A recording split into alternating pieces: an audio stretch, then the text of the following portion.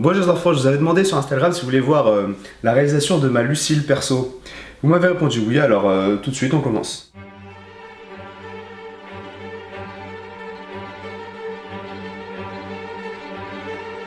Alors pour ceux qui ne savent pas qui est Lucille, c'est elle. This is Lucille, and she is awesome. Eeny, meeny, miny, moe. I'm just getting started. Lucille is thirsty. Donc pour la réalisation de Lucille, nous aurons besoin d'une batte de baseball. Tous les liens seront dans la description. Du fil barbelé. Là c'est par rouleau de 100 mètres, malheureusement j'ai pas trouvé moins, du coup si quelqu'un a besoin de fil barbelé, j'en ai en rab. Des petits clous en U, ça s'appelle des crampillons, ça va nous aider à fixer le barbelé sur la batte de baseball. De vernis, peinture noire, peinture rouge, des pinceaux, un tournevis pour ouvrir le vernis, des gants, surtout des gants anti-coupure pour manipuler le barbelé parce que c'est super dangereux, super coupant, des chiffons qui vont nous servir à étaler le vernis et des gants à latex pour pas s'en foutre partout. Je vais utiliser cette mousse là pour rajouter le rouge à la fin sur la batte pour la décoration. Alors là vous voyez la batte elle est toute neuve, elle est super brillante. Elle est claire, la batte de Nigan n'est pas du tout comme ça. La batte de Nigan est beaucoup plus foncée et surtout elle n'est pas toute brillante, toute jolie. Donc on va commencer par poncer avec du papier de verre de différents grains. Là j'ai du 40 et ensuite on va passer du 180 à la fin pour enlever cette première couche de protection brillante et pouvoir ensuite mettre notre vernis à nous qui sera un peu plus foncé et surtout satiné et non pas brillant comme on peut le voir ici. On va commencer par essayer d'enlever ce logo. Bon ça va, je sais pas si vous voyez bien mais avec le papier à poncer grain 40, ça part assez bien. La table elle bouge, j'ai pas d'établi, j'ai dû prendre une planche en bois que j'ai serrée à 2 tabourets de bar. Putain j'ai hâte d'avoir ma maison rien que pour avoir un vrai établi avec un étau.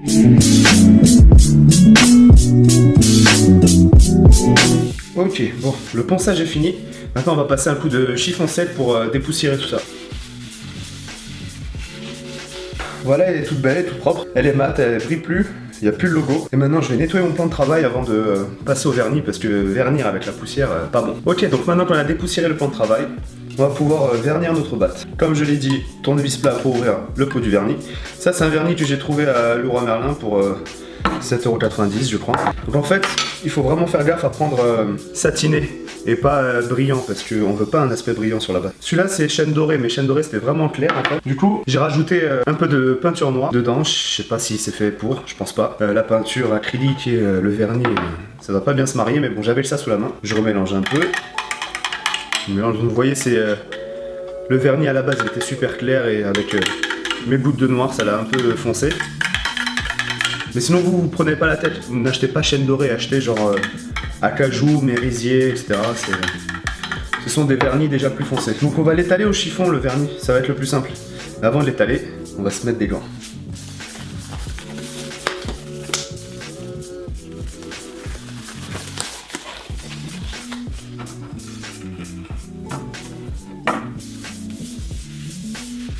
Ça va peut-être prendre plusieurs couches pour avoir le résultat qu'on veut, mais bon, on va le faire, on va attendre que chaque couche sèche et on peut enchaîner. Après ça va, il n'y a pas besoin d'attendre une nuit entre 2 couches avec ça. Ça sèche relativement vite. Je sais pas si vous voyez la différence de couleur entre la batte et le manche. C'est un peu plus foncé, c'est tout simplement parce que j'ai déjà mis plusieurs couches sur le manche. Je voulais tester à peu près la couleur, la teinte que je voulais avoir. Et moi je vais obtenir ça, mais sur toute la batte. Ok, bon je pense qu'on est bon pour la première couche.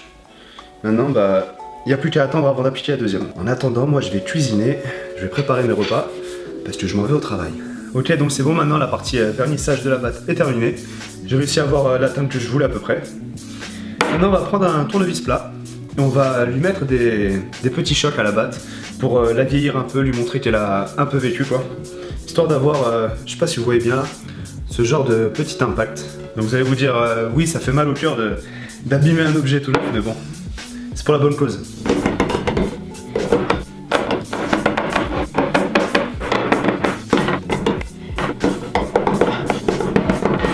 Sinon, si vous avez un chien, faites-lui mordiller tout doucement la batte, ça ira beaucoup plus vite. Donc comme vous voyez, il n'y a pas de règle, faut juste montrer qu'elle sort pas du magasin quoi.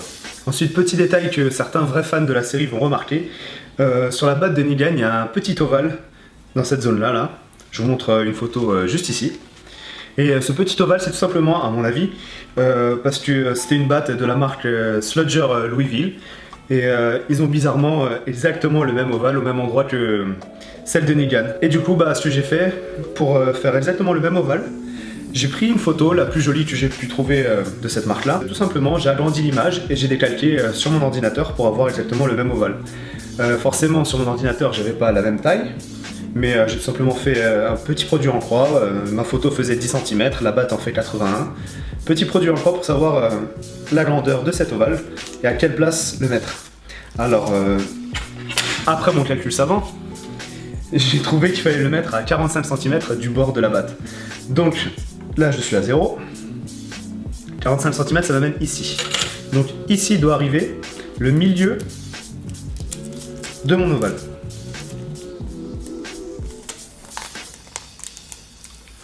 Voilà. Je vais prendre mon feutre et je vais tout simplement faire les contours.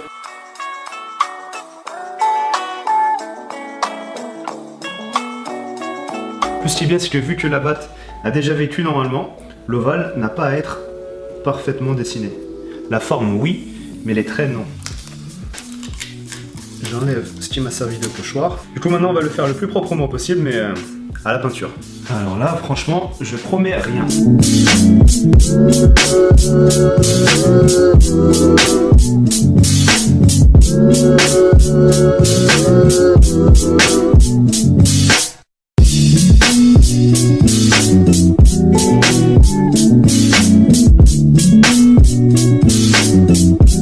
Ok, maintenant on est bon, fini pour l'ovale. Donc comme je vous ai dit, pas besoin d'avoir des traits parfaits, on ne veut pas de ça. Il faut juste que ça ait vraiment la gueule d'un ovale et pas d'un rond raté. Voilà, en même temps il va nous servir à nous délimiter la fin du barbelé qui va arriver à peu près à la moitié, premier tiers de l'ovale. Ensuite, autre petit détail spécialement pour les fans. Attention, spoiler alerte. Vous vous souvenez dans l'épisode 8 de la saison 7, la saison actuelle, il y a Rosita qui tire une balle sur Negan, c'est la balle que Eugene lui a faite, et elle atterrit pile dans la batte, comme par hasard, de Negan. Du coup, on va essayer de reproduire cette balle. Moi j'ai eu l'idée d'utiliser un chewing-gum pour faire la balle que j'ai laissé durcir. Je vais le peindre après en gris pour lui donner cet aspect métallique, et je vais percer un trou à peu près ce niveau-là. Alors chez moi j'avais pas de gris, du coup je vais utiliser du blanc et une petite touche de noir pour noircir tout ça. Le noir je vais le prendre à peine ici, hop. J'espère que ce sera pas trop ça déjà. Et je trouve que du premier coup j'ai déjà à peu près la bonne teinte pour une petite balle argentée. Donc hop, on la trempe dedans. Maintenant que j'ai ma balle, je vais mettre dans mon trou un peu de colle forte. C'est parti, on va insérer la balle dans le bois. On peut même la former en lui donnant un petit aspect écrasé, lui faire une petite retouche de gris même.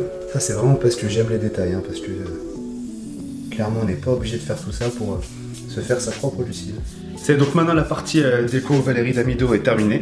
On va maintenant passer à la partie intéressante, on va mettre le barbelé autour de la batte. On n'oublie pas de mettre les gants anti-coupure hein, parce que c'est vraiment coupant, c'est pas un jouet. J'en ai même mis deux moi personnellement, l'un dans l'autre. Tellement j'avoue que je me chie dessus. Donc juste là je vous montrerai une photo de la batte de Negan et vous verrez bien que le barbelé passe par le dessus, du coup je vais commencer par ça. Donc j'ai envie que le barbelé tombe pile au milieu. Du coup je le mets à peu près ici et comme ça moi ça me donne mon point de départ. Maintenant que j'ai mon départ, je vais pouvoir commencer à tourner. Alors pour tourner, il va vraiment falloir un peu de force. Donc mesdames, faites appel à votre homme pour ce moment-là. Il faut serrer au maximum le plus proche de la batte. Il faut vraiment pas que le barbelé soit flottant. Donc le top c'est, vous avez un étau, vous pouvez serrer d'un côté, tout ce que vous avez à faire c'est tourner. Sinon vous n'avez pas d'étau et du coup va falloir tenir la batte d'une main et tourner de l'autre.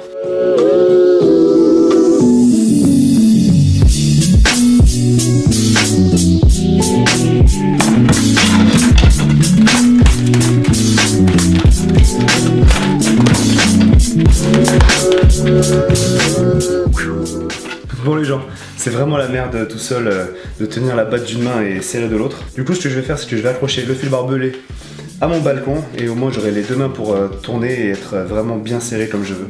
Si jamais j'ai envie de me reprendre, j'aurai juste à dérouler et à reprendre. Voilà, donc en fait j'ai déjà détendu et je l'ai attaché ici. J'ai déroulé déjà, je pense que Tout ça, ça me suffira largement. Et maintenant, ça va être un peu plus simple pour le tendre. Et avec les deux mains, je peux vous dire que c'est beaucoup plus simple à rouler et surtout à bien serrer.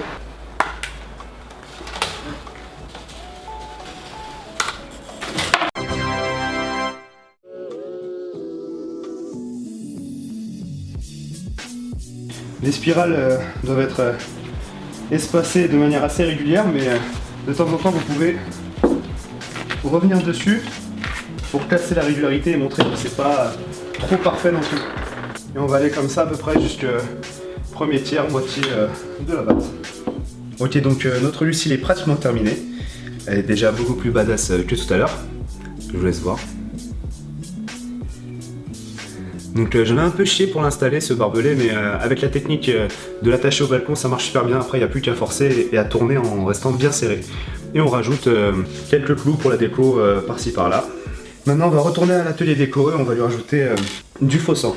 Donc pour faire du faux sang maison, on achète du rouge, mais pas que, parce que le rouge que vous allez avoir en peinture, c'est pas le rouge sang. Donc on va ajouter un tout petit peu de noir pour le foncer. On va mettre un peu d'eau pour qu'il soit beaucoup plus liquide, quitte à ce qu'il y ait des gouttes qui coulent, justement on veut garder cet effet là. On peut faire une deuxième retouche de sang pour montrer qu'elle a servi plusieurs fois et qu'elle a commis plusieurs meurtres. Voilà, donc déjà au niveau de la couleur j'ai à peu près ce que je veux. De toute façon là vous n'allez pas voir grand chose. Maintenant on va rajouter de l'eau. Et maintenant on va pas étaler ça au pinceau, on va étaler ça avec une éponge. Donc on va essayer de faire une couche pas trop opaque, parce que justement c'est du sang qui a séché. Du coup c'est pas grave si on voit au travers. Ok, donc voilà, après avoir galéré un peu pour trouver les bonnes teintes de rouge, je pense que le résultat est plutôt réussi, en tout cas pour moi. Donc j'ai mis plusieurs coups d'éponge, je me suis même amusé à faire des gouttes pour avoir un rendu goutte fraîche et du sang qui a déjà séché. C'est pour ça que j'ai essuyé aussi un peu ce que j'avais fait. Je crois que je me suis ouvert, je sais pas si c'est mon sang ou si c'est le rouge. Bref, je vous laisse apprécier quelques shots faits en travelling.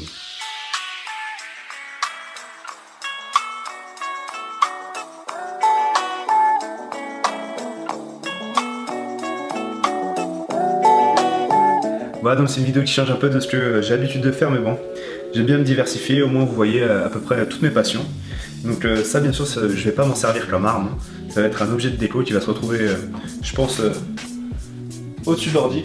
Donc voilà, si jamais la vidéo vous a plu, mettez un pouce bleu, comme d'habitude, abonnez-vous, et je suis sûr que vous pouvez trouver certains fans de Walking Dead à qui partager cette vidéo. Je vous dis à très bientôt pour la prochaine.